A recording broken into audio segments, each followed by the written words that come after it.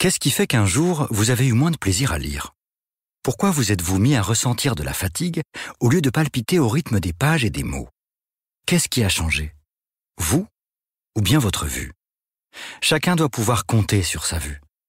C'est pourquoi chez Écoute et Voir, nous lançons la prévention pour tous et vous accueillons pour évaluer gratuitement votre vue dans nos 750 magasins d'optique. Écoutez voir, optique et audition mutualiste. Soumis au code de la mutualité, évaluation à but non médical. 14h30, 15h30, l'heure du crime sur RTL. Jean-Alphonse Richard. C'est Brigitte qui a décidé de ce passage à l'acte, c'est personne d'autre. Qu'est-ce qui a passé à ce moment-là pour dire, voilà, je vais prendre un 357 Magnum et je vais aller dans la cave pour aller me tirer une balle dans la tête? Je ne sais pas ce qui s'est passé dans sa tête. Bonjour. Que s'est-il passé dans le sous-sol du pavillon Dingwiller, en Alsace, le 8 novembre 1999? Qui a pressé la détente du 357 Magnum? Le docteur Jean-Louis Muller aurait-il maquillé le meurtre de son épouse Brigitte en suicide? L'affaire Muller va ainsi longtemps être celle des interrogations et des suppositions, un théâtre d'ombre dans lequel le docteur Jean-Louis Muller va se voir attribuer le rôle principal sous des costumes peu flatteurs, celui d'un menteur, d'un mari jaloux, d'un mauvais collègue. Faute de preuves et d'aveux, les experts vont alors entrer en piste. Des spécialistes qui vont occuper presque tout l'espace de l'enquête, leur conclusion étant suivie à la lettre par l'accusation. Ils vont affirmer que le suicide de la ravissante Brigitte Muller n'en était pas un et que son époux est très probablement un meurtrier. Pendant 14 ans, jusqu'à son acquittement, le docteur Muller va ainsi se retrouver dans la peau d'un personnage machiavélique, un médecin habité par la jalousie et l'exaspération qui serait passé à l'acte. Comment en serait-il arrivé à un tel point de non-retour? Quelles preuves contre lui? Question posée aujourd'hui à nos invités. 14h30, 15h30. L'heure du crime sur RTL. Dans l'heure du crime aujourd'hui, l'affaire Jean-Louis Muller. À l'automne 1999, le nom de ce médecin qui exerce dans une paisible commune d'Alsace apparaît à la faveur d'un drame familial, le suicide de son épouse. Le 8 novembre 1999, à 21h24 précise, le centre opérationnel de la gendarmerie de Strasbourg reçoit un appel d'urgence. Il y a ma femme qui vient de se suicider, indique l'interlocuteur, un dénommé Jean-Louis Muller, 43 ans, médecin qui habite le village d'Ingwiller. Les gendarmes sont rapidement sur les lieux, une maison de 2 étages, flanquée d'une véranda et qui fait office de cabinet médical. Le corps de Brigitte Muller, 42 ans, gît sur le dos, dans la cave, allongée derrière une table supportant un train électrique. Elle est vêtue d'un gilet de laine bleue, d'un jean et d'une paire de sandalettes. La partie droite de la tête a été arrachée par l'impact. Dans ces constatations, le gendarme Wolfert note la présence au pied de la victime d'une arme, un revolver Ruger de calibre 357 Magnum. Une arme plutôt imposante qui exige une solide prise en main. Le docteur Muller dit être rentré chez lui vers 19h40 après une consultation à l'extérieur. Il a dîné avec son épouse et leur fils Alexandre. Le deuxième fils du couple était alors à la piscine. Le médecin explique avoir discuté avec Brigitte, pas une dispute, mais elle lui a fait part des reproches sur son manque d'intérêt à son égard. Il s'est installé devant la télé. Quelques minutes plus tard, il a entendu une détonation. Il a trouvé Brigitte sur le dos et a compris tout de suite qu'il n'y avait plus rien à faire. Il indique que le revolver lui appartient. Il restait enfermé dans un coffret en plastique sous le lit conjugal. La mort de Brigitte est totalement incompréhensible pour le docteur Muller. Il déclare que son épouse ne semblait pas ce soir-là préoccupée. Elle était même, dit-il, d'humeur joyeuse. Le mari raconte que Brigitte avait eu un très grave accident de cheval l'année précédente.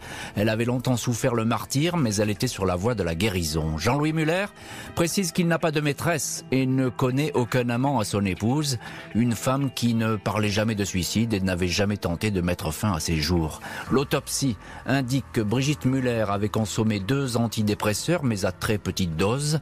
L'expert balistique, lui, a du mal à se prononcer. Il conclut que Jean-Louis Muller n'a pas tiré et qu'il n'est pas exclu que son épouse ait tiré. Pas d'empreinte sur l'arme ainsi que sur le coffret qui l'a renfermé. Le 21 février 2000, la procédure est classée sans suite. Il s'agit d'un malheureux suicide. 17 mars 2000, moins d'un mois après ce classement, le parquet ouvre toutefois une information pour recherche des causes de la mort. Les enquêteurs disposent effectivement de toute une série de témoignages qui ont attiré leur attention. Brigitte est décrite comme une tranquille documentaliste, une anti-candidate au suicide. Un psychothérapeute qui la suivait depuis son accident indique que rien chez elle ne laissait présager un tel geste. Sa patiente n'était pas suicidaire. Les parents ne croient pas non plus à ce scénario, même si, contrairement aux apparences, tout n'allait pas pour le mieux dans le couple Muller. 15 jours avant le drame, Brigitte aurait rapporté à sa mère cette menace proférée par son mari. « Si tu fais une connerie, je te descends ». Il est établi que Brigitte avait depuis en moins un nouvel homme dans sa vie, Hans-Peter B. Brigitte lui avait dit que son mari ne supporterait pas qu'elle le quitte. Joël, amie d'enfance de la victime, certifie, elle, qu'elle n'était pas suicidaire, même si elle ne la savait pas très heureuse avec son mari. 2 mois avant la tragédie, Brigitte écrivait à des cousins pour leur dire qu'elle avait retrouvé la santé après son accident. « Je réalise combien on peut apprécier la vie, disait-elle, le suicide paraît alors exclu. Le 19 octobre 2000, une nouvelle information judiciaire est ouverte, cette fois pour meurtre contre X. Avoir le dernier mot, ça ne fait pas forcément de Jean-Louis Muller un meurtrier, mais un climat de doute où les témoignages se multiplient pour démentir la thèse du suicide d'une femme qui avait goût à la vie. Ce climat s'intensifie, le docteur Muller va ainsi se retrouver exposé à toutes les accusations. Le 8 novembre 2001, 2 ans jour pour jour après la mort de Brigitte Muller, coup de théâtre. Jean-Louis Muller est mis en examen pour meurtre et placé en détention provisoire. À l'appui de nombreux témoignages, le juge Régis Pierre doute de la thèse du suicide.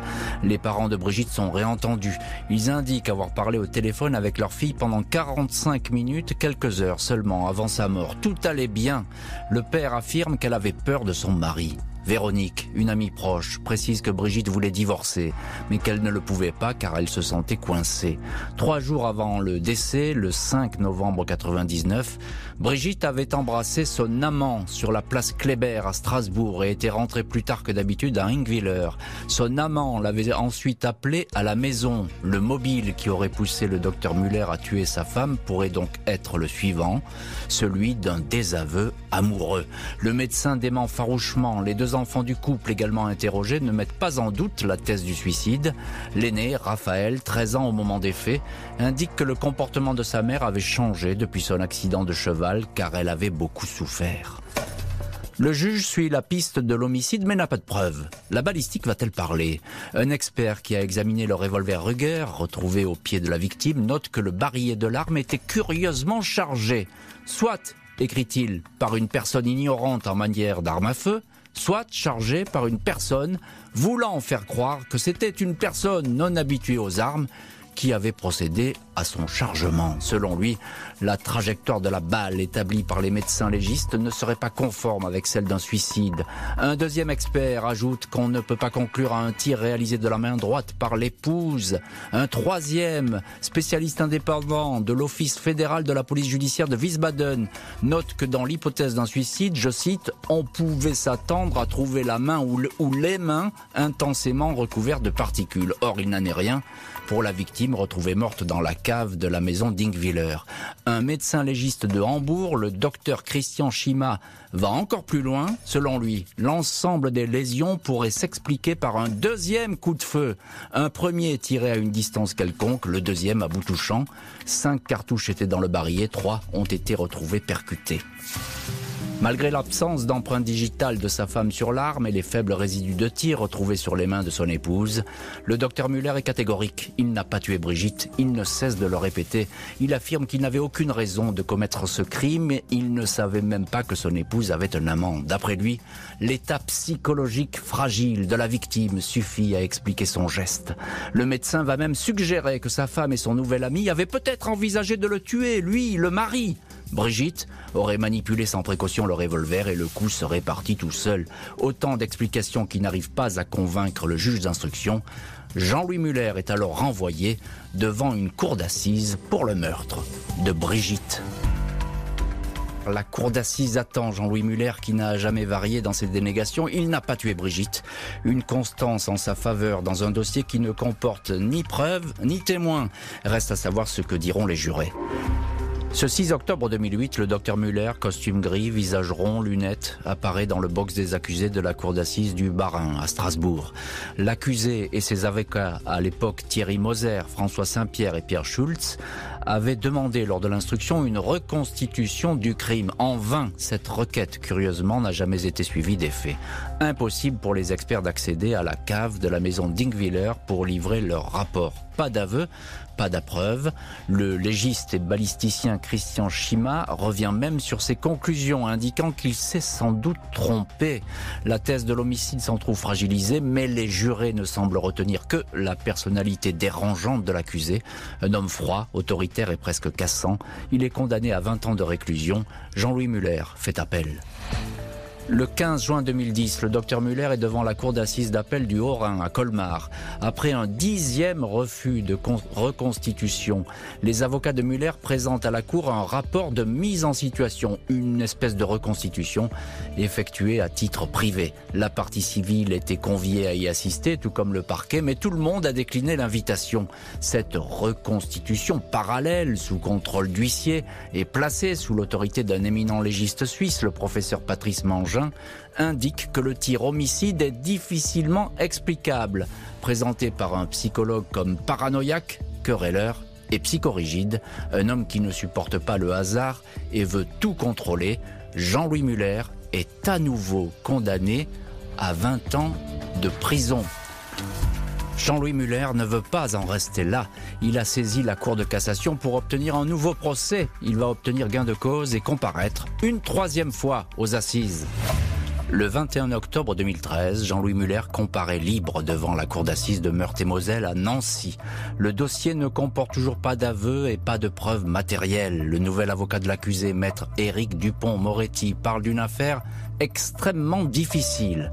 Les experts défilent en esquissant le scénario d'un crime maquillé en suicide par un mari intelligent et qui ne supportait pas que sa femme le quitte. Pourquoi le 357 Magnum ensanglanté ne portait-il aucune empreinte? Pourquoi a-t-on retrouvé davantage de résidus de poudre sur les mains du mari que sur celles de son épouse? Des impressions, mais pas de cohérence, davantage de questions que de réponses. Maître Dupont-Moretti sait que le doute profite parfois à l'accusé. N'ayant pas obtenu de reconstitution, il a fait venir dans la salle d'assises la fameuse table en L qui supportait le train électrique, celle devant laquelle Brigitte a trouvé la mort. L'avocat démontre que Muller n'a pas pu tirer en se collant derrière son épouse. Il aurait fait écran aux projections de sang qui maculent les murs. Il n'a pas pu tirer à distance non plus vu la configuration des lieux. Une démonstration qui hérite l'avocat général qui martèle « Il a tué la mère, Muller a tué la femme, ça mérite 20 ans de prison ». Mais démonstration qui fait son effet sur les 9 jurés. Le 31 octobre, le médecin est acquitté. Il ôte ses lunettes et fond en larmes, soutenu par son avocat et son plus jeune fils accouru dans le box. C'est véritablement une victoire de la justice. J'affirme que Jean-Louis Muller est totalement innocent. Il a perdu sa réputation, sa maison, son travail, sa liberté, et justice lui a été rendue. Cette fois, le docteur Muller est définitivement mis hors de cause par la justice, acquitté, même s'il n'en a pas totalement fini avec les procédures, souhaitant que son image soit totalement réhabilitée. 2 ans après son acquittement, le 20 février 2015, Jean-Louis Muller, 59 ans, se voit octroyer par la Cour d'appel de Nancy 367 551 € d'indemnisation pour les 600 jours qu'il a passés derrière les barreaux avant que la justice ne le déclare non coupable. Il réclamait plus de 2 millions d'euros. À la sortie de l'audience, il se déclare déçu par ce montant. J'ai subi 4 incarcérations, ça fait 600 jours de prison et presque 5000 jours de procédure. J'ai perdu ma clientèle, j'ai perdu ma maison, mon travail. Je me retrouve à 60 ans avec plus de chômage, plus rien du tout, témoigne-t-il alors sur RTL. Jean-Louis Muller, aujourd'hui âgé de 66 ans, n'exerce plus la profession de médecin. Il a refait sa vie et a ouvert des chambres d'hôtes dans sa région natale, l'Alsace. Il ne souhaite plus s'exprimer sur l'affaire tant que toutes les procédures ne sont pas éteintes. L'ex-docteur a en effet décidé de saisir la Cour européenne des droits de l'homme contre l'État français pour procédure abusive. L'heure du crime, présenté par Jean-Alphonse Richard sur RTL. Sur RTL, c'est déjà Noël. Retrouvez les plus belles chansons de Noël sur la web radio de Noël de RTL. La web radio de Noël de RTL est disponible sur l'appli RTL et RTL.fr.